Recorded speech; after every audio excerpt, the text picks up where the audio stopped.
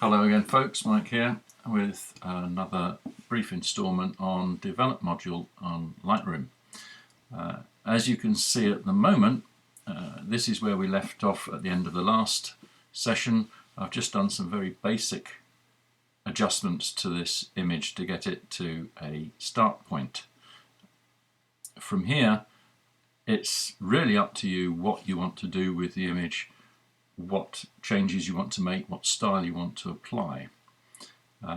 Before we go into details of all of the different areas on the right here, the tone curve, HSL, color balance, split toning and so on, I thought I'd cover the idea of using a preset as a start point, and also to point out to you that if you are trying Lightroom out and get lost, you can always come back using the history panel here to where you started by simply clicking the start point or any stage that you have been through with the development of this image.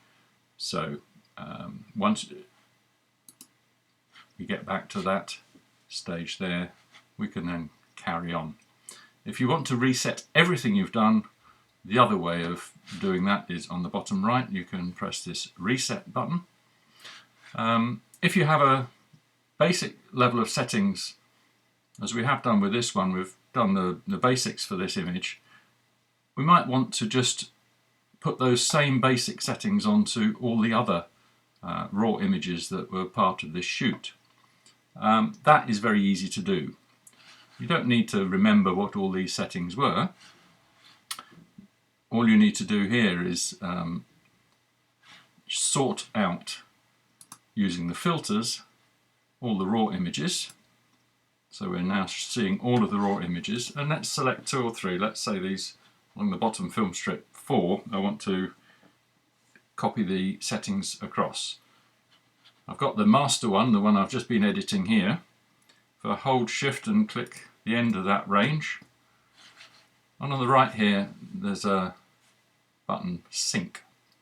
If I press that, it comes up with this dialog with all of the different adjustments that can be made, and you can select which adjustments you want to copy and synchronize to all the other settings on all that of those 4 images.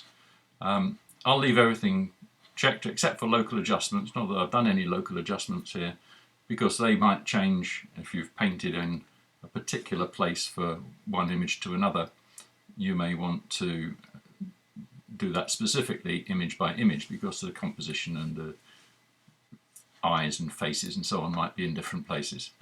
So I just press synchronize, and if you look at the bottom you'll see that the images all come to the same sort of look. If I select one of the others, it was looking like this, and I go to the history and then I've synchronized it to this look. So they're now all looking basically the same style. Now you can do that at any point, either when you've completely finished developing an image or when you've done the basics. I would tend to think about doing that at the point when you've done the basics, so that things like white balance and so on, exposure, can be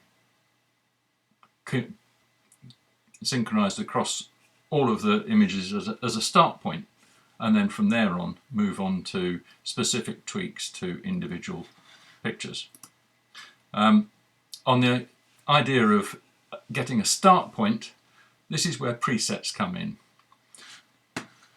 You may wish to use and look at some of the presets on the left hand side here that are either supplied by Lightroom or that you can get from various locations.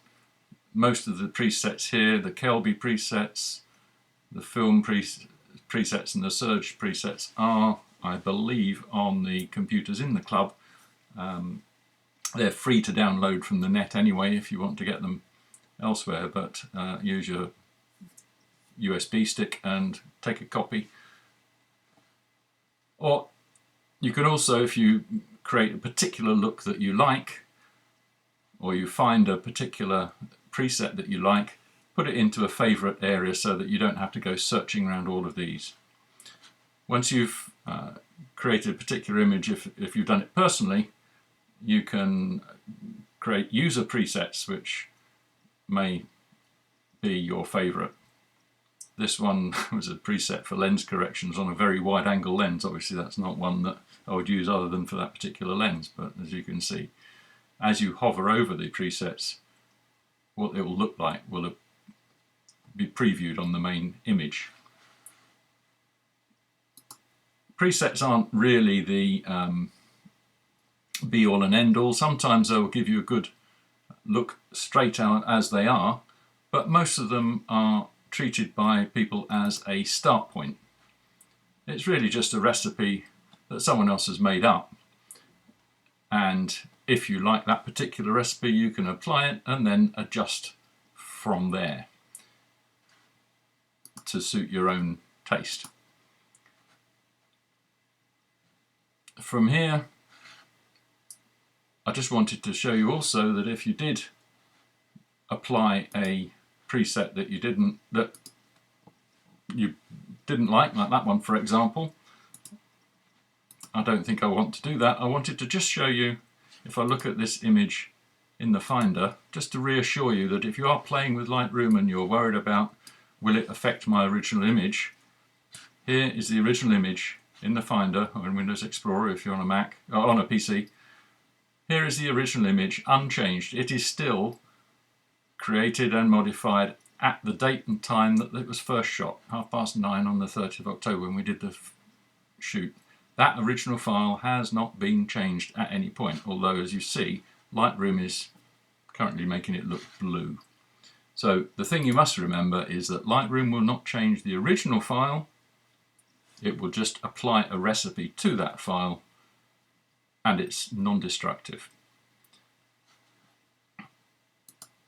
Here I don't like that preset, so I'll just go back to where we were for moving on.